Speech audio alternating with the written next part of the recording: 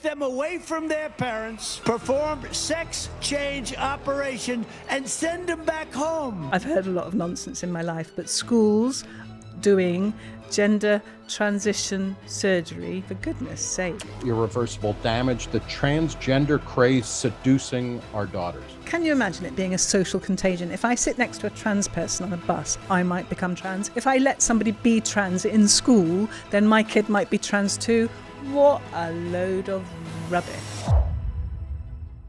Can you imagine you're a parent and your son leaves the house and your son comes back with a brutal operation? Now, listen to me. I've heard a lot of nonsense in my life, but schools doing gender transition surgery, it's hard and bloody enough to get them to actually teach that gender diversity exists. Never mind get the bloody knife out and do the operation, for goodness sake. When it comes to gender-affirming care, which is really child abuse, this is actually an assault and it's child abuse. I'll tell you what's child abuse.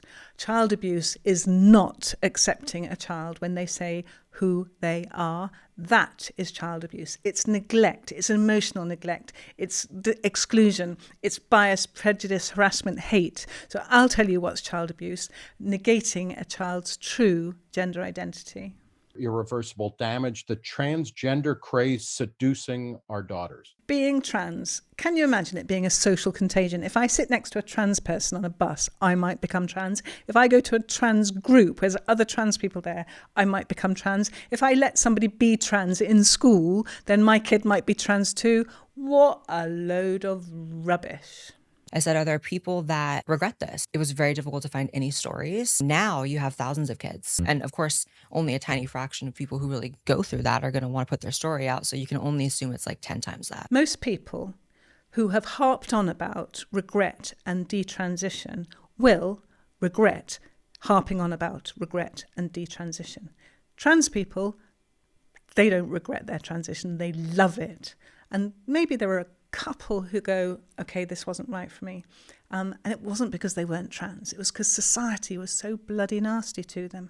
So if you are transgender and if you want to medically transition, if you want to socially transition, if you want to surgically transition, if you want to legally transition, go for it. Because I've heard your community tell me how wonderful it is when you take those steps.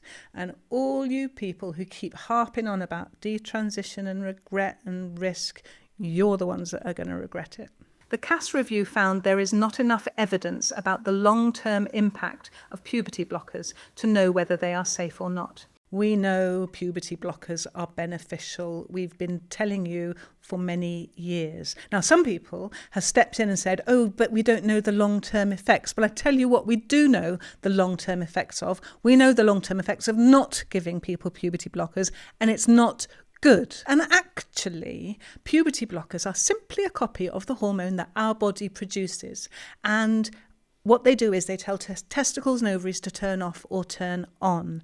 And it's not those that cause any harm. I'll tell you what the harm is. The harm is not giving people hormones. So whether you're menopausal and your ovaries have stopped working and your doctor says, no, you can't have hormones, or if your testicles aren't working quite as good as they used to, and your doctor says, no, you can't have hormones, or if you're a transgender child and you've been given puberty blockers and then they say, no, you can't have hormones, that's what causes the problem. Our body needs hormones, and when we don't have them, then you get brain fuzz and you get depression and you get thin bones and you get cardiovascular disease. It's not the puberty blockers that cause any of this, it's the lack of hormones. So all you non-medics out there, shut up. We know the long-term effects of not having gender-affirming care, and it's not good. And we know the benefits of having gender-affirming care, and it is good. So start getting your prescription pad out and start helping your trans patients. 80% of children grow out of this behaviour. Trans kids will never grow out of it. You don't grow out of being gender diverse. Now, maybe kids who were expected to play with Barbies instead played with Ken, or kids who are expected to like pink instead liked blue. Maybe they'll grow out of liking pink. Maybe they'll grow into liking blue. Who knows? But you can't grow out of being transgender. it's impossible. Sorry to interrupt. Thank you so much for being here. Thank you for listening. Thank you for watching this video. I notice that some of you don't actually subscribe, and it would really help me if you did subscribe, and it will also make sure that you can get my next video if you want to. So just click the button.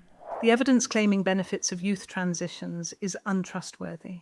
Listen to me. Tell me all the evidence in medicine that is not based on what patients tell us. You harp on about double-blind, randomised controlled studies when you know that that's not possible in this area of healthcare, as it's not possible in so many areas of healthcare, yet you've picked it up and popped it on this and caused so much harm in the denial of gender-affirming care.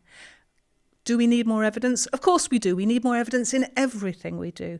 All healthcare, we should be continually gathering data, audit, evidence, research, all healthcare, not just trans healthcare. So stop using this as a reason to deny transgender people their own autonomy to give informed consent to gender-affirming care. US states have both the right and the duty to protect children from these irreversible and experimental procedures. Yep, totally agree. If there's any experimental medical procedures going on in US states now on children, yeah, we need to be very careful. Oh, they're not. Actually, we've got lots of research that shows that gender-affirming care, puberty blockers, gender-affirming hormones in children are good. The outcomes are better. So yes, we do need to protect children from these rules and regulations, and it's your rules and regulations that deny people access to care. Those are the ones that are causing harm. It's highly unethical, if not criminal, for the law to require therapists to affirm every child. I wish that therapists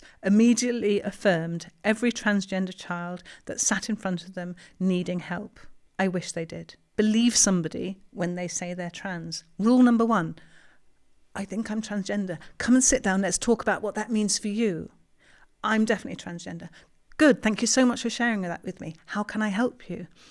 I don't want to be transgender. Well, if you are transgender, there's not much we can do about that, but let's explore why you don't want to be transgender.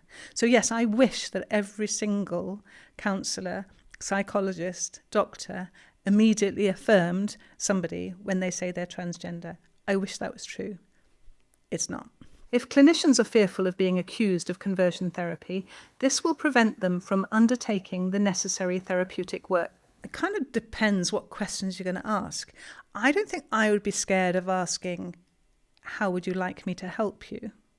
But I think I would be scared of asking, are you sure? How do you know? How long have you been thinking about it? Because let me tell you, they are sure, and they've been thinking about it for a long time, and they know, and it's just your job is just to help them explore that, help them explore what the future means, help them explore what medical intervention might mean for them. So yes, be scared to ask the question that denies their identity or tries to convert them back to being cis.